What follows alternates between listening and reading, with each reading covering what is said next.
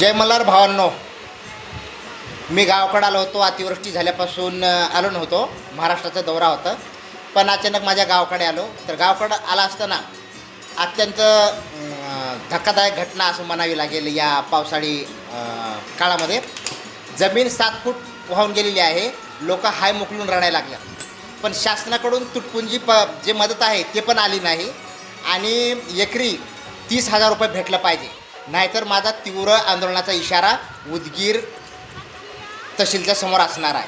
हजारो कार्यकर्ते घेऊन, हजारो धडकणार बोरगावचे कार्यकर्ते घेऊन उदगीरच्या तहसीलसमोर आमरण उपोषण करणार आहे. हे मल्हार योद्धा आहे, हे लोकांसाठी झडणारा योद्धा आहे.